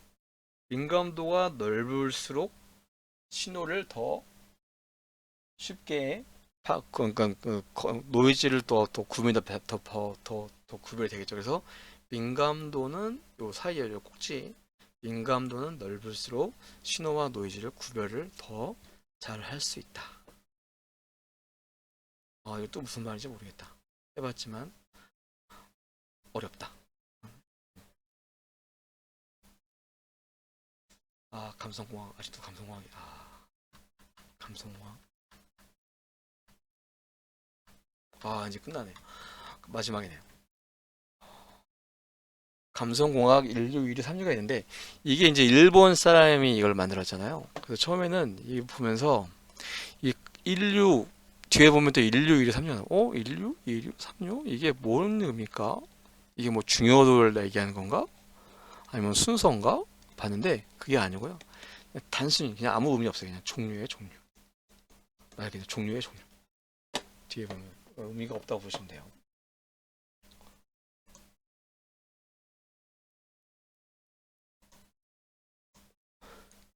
인류 접근 방법. 이 감성 처음에 감성공학에 나온 게 이제 차 미야타라는 마치다라는 회사에서 이제 그 차를 개발하면서 이 감성공학을 처음에 사용했다고 해요. 그러니까 이제 인간의 감성을 공학에 그러니까 이제 인간의 감성을 공학적으로 이미지에 투영한 거죠. 그래서 보면서 보는 사람이 이거 예쁘네, 귀엽네, 깜찍하네. 마지다 차들이 예쁘거든요. 조금 이제 옛날에 뭐 귀엽고 깔끔하고 그랬었거든요. 그러니까 이제 그때 이제 나왔던 감성공학이라는 얘기 나왔고 사실 우리 그 LG 냉장고에 보면 이렇게 막 색깔이 변하고 그다음에 이제 막 TV 같은 게 막 나오고 하잖아요. 동영상이 나오고. 마찬가지로 저도 이게 감성공학의 하나로 보면 되는 거죠. 단순히 그냥 거기에 머물러 있는 물체가 아니라 거기에 인간이 좋아할 만한 감성이 투입이 된 거죠. 그래서 제가 봤을 때는 LG 냉장고 시리즈가 뭐죠? 근데 그 시리즈도 감성공학의 가장 좋은 예가 아닐까 하는 생각을 했습니다. 인류가 있고 이유가 있고 외형 보시면 되고 중요한 거는 의미미분법이 무엇인가? 의미미분법은 형용사를 이용해서 인간의 심성을 측정하는 방법이다 라고 보시면 될 것 같아요. 이게 이제 그 하는 방법이에요. 이 방법까지는 외울 필요는 없을 것 같아요. 그냥 이렇게 해서 나온다. 이렇게 해서 특정한 어떤 하나의 특정한 형용사가 나온다 라고 보시면 될 것 같아요. 인류는 의미미분법술을 하는 거고, 자, 이류는 종류라고 그랬잖아요. 문화적 감성의 일부를 반영한 개념으로 감성공의 수집전 단계에서 개인의 연령, 성별 등 개체적인 특성과 생활 양식을 고려해서 개인이 갖고 있는 이미지를 개인이 이의로 접근은 개인이 갖고 있는 이미지를 구체하는 법이다. 두 번째 방법. 그러니까 감성공학을 실현하는 방법이 세 가지가 있는데 하나가 인류, 의미비법, 두 번째가 이류, 그다음 세 번째가 삼류 이렇게 보시면 될 것 같아요. 이걸 뭐 물어볼 일은 없죠. 일단 처음에서 또 의미비분법. 요거는 이제 좀 물어볼 확률이 높겠죠. 이것도 뭐 크게 의미가 없고. 자, 요거를 이제 분석하는 방법이 나오잖아요. 팩터에 대해서. 자, 이거는 이제 처음에 봤을 때 고민을 많이 했는데, 이 방법이 있어요. 자, 첫 번째는 절대평가라는 절대평가. 자, 우아한 촌스러움이 있는데, 팩터 요인 1, 요인 2, 요인 3 있어요. 이 중에서 가장 값이 큰 거는 절대값, 얘죠. 마이너스 0.675. 얘는 마이너스죠. 마이너스는 왼쪽에 있는 값을 선택한다. 그래서 우한이 되는 거예요. 얘는 절대값 큰 게 0.865죠. 마이너스죠. 왼쪽에 있는 거. 널찍한. 마찬가지로 이 중에서 0.895 마이너스. 따라서 편안한. 얘는 0.796 제일 높죠. 얘는 플러스 오른쪽. 진부한. 그리고 마찬가지로 얘는 팩터 3 899 제일 우측에 있죠. 약한. 그래서 1요인, 2요인, 3요인 나왔어요. 그럼 저 1요인은 1요인대로 널찍한 편안한, 그리고 2요인은 2요인, 3요인은 3요인대로 정리를 한 거예요. 이게 1요인, 2요인, 3요인. 그래서 일단 여기까지 나왔죠. 자, 이 중에서 선택하는 거는 자, 널찍함과 편안한 중에 값 중에 가장 절대값 큰 거. 널찍함은 8.65, 얘는 8.90. 그죠? 이게 더 크죠? 따라서 편안한. 진보를 하는 게 상관이 없고. 자, 우아한과 약한은 우아한은 0.675, 약한은 899. 약한이 더 크니까 약한. 그래서 구름명이 편안한, 진부한, 약한이 나온다는 거. 그죠? 이렇게 해서 이제 답을 구름명을 설정을 한다는 거죠. 그래서 이런 식으로 이제 답을 하면 답이 나올 것 같습니다. 이거 더 짧게 했는데 시간이 더 길어졌네요. 아, 이거 오늘은 더 이상 못할 것 같네요. 나중에 계속 이어서 하는 거로 하고 마치겠습니다.